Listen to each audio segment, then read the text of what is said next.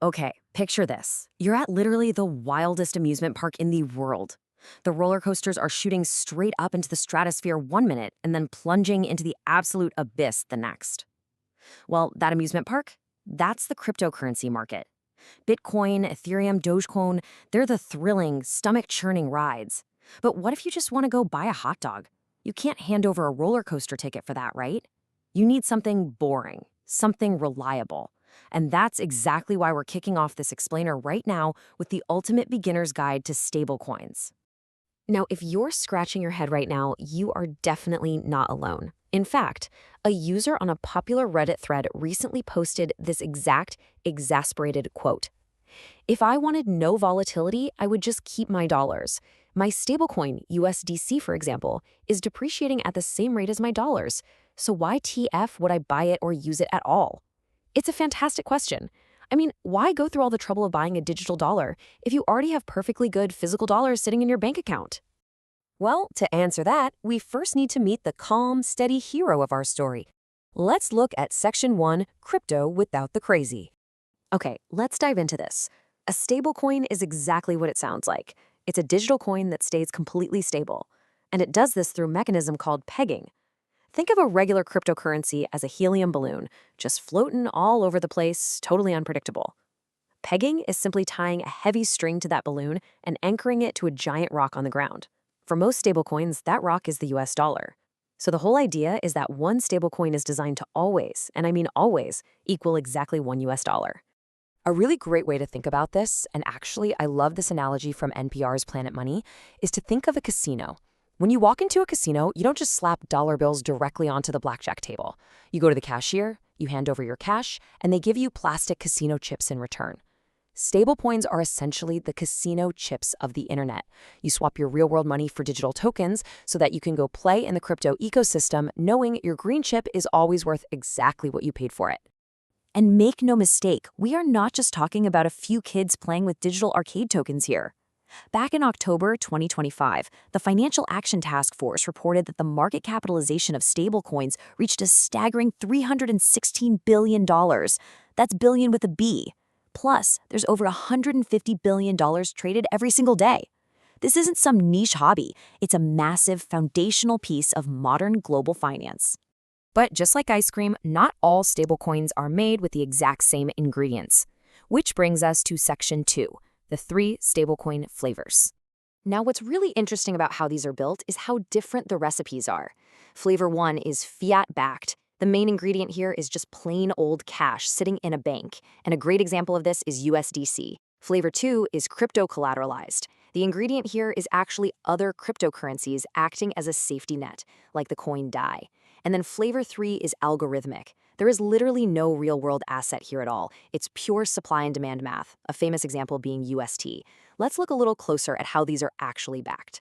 So our first flavor, Fiat-backed, is basically the vanilla ice cream. It's simple, it's trustworthy.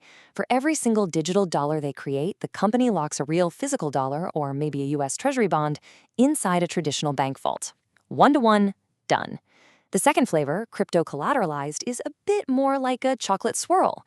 Instead of a bank vault, the reserves are held in digital lockboxes called smart contracts, and they're backed by other crypto.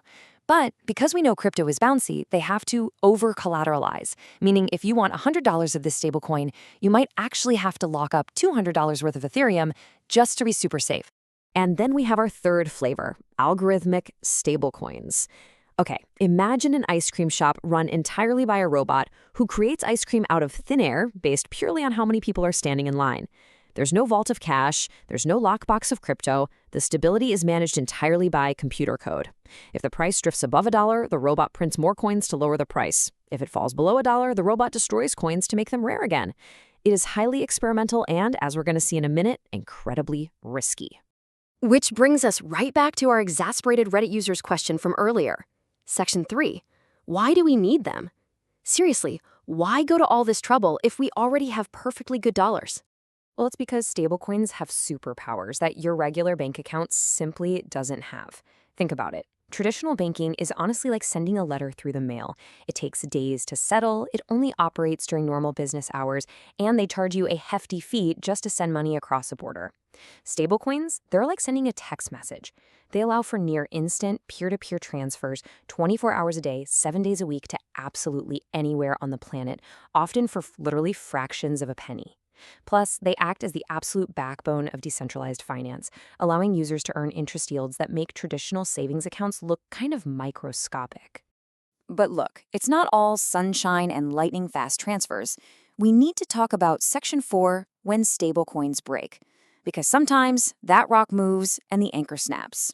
So the absolutely crucial point here is understanding what happens when stability fails. This is known in the crypto world as a depeg, or a depegging event. It's the moment when our stable hero suddenly loses its balance, and a coin that was designed to be worth exactly $1 is suddenly trading for 95 cents, or 80 cents, or even pennies.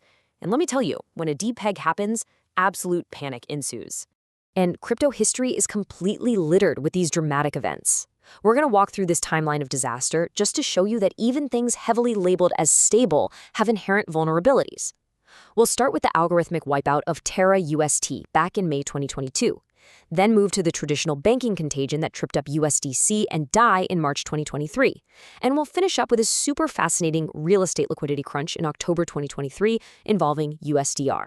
Let's start with the robot. So in May 2022, the algorithmic stablecoin Terra UST suffered a complete catastrophic failure. Remember, this one relied purely on math and a secondary token to keep its value, without any hard cash backing it up. Well, when people lost confidence, a massive death spiral began. The math literally couldn't keep up with the panic.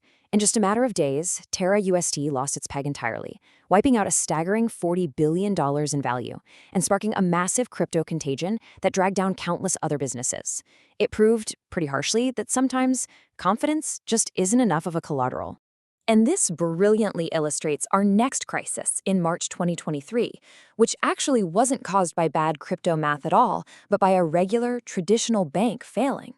When Silicon Valley Bank collapsed, it turned out that USDC, our vanilla fiat-backed coin, had $3.3 billion stuck inside that bank. Because of that, USDC temporarily lost its dollar peg. But look closely at the makeup of the crypto-collateralized coin, DAI. At the time, over half of DAI's safety net was actually made up of USDC. So when USDC slipped, it violently dragged DAI down the stairs right along with it. Everything was just so interconnected. Thankfully, the Federal Reserve stepped in to backstop the bank, and the pegs were eventually restored. But wow, it was a massive wake-up call about domino effects. Let's move to our final example and see how this builds into an entirely different kind of problem, a classic liquidity crunch. So, October 2023, a stablecoin called USDR experiences a bank run. USDR was backed by digital tokens representing actual physical real estate. Sounds really solid, right? Houses are valuable. But when a sudden $10 million redemption request hit the system, the project instantly paid out all of its liquid crypto reserves. And what was left? Millions of dollars tied up in digital property deeds, these ERC 721 tokens. The project had the value on paper, sure, but you can't just slice off the bathroom of a house and sell it on the internet in 5 minutes to pay someone out. The coin completely depegged simply because it couldn't turn its solid assets into liquid cash fast enough. Which brings us to the ultimate question as we wrap up this explainer. We've seen their incredible superpowers, instant, global, low-fee money movement. We've also seen their kryptonite, algorithmic death spirals, bank runs, and interconnected contagion. But with the global stablecoin market projected to reach up to $2 trillion in the coming years, and major traditional financial institutions jumping on board to build the plumbing of tomorrow, you really have to ask yourself, are these digital casino chips just some passing internet experiment? Or are you looking at the very thing that will eventually replace the paper cash sitting in your wallet right now?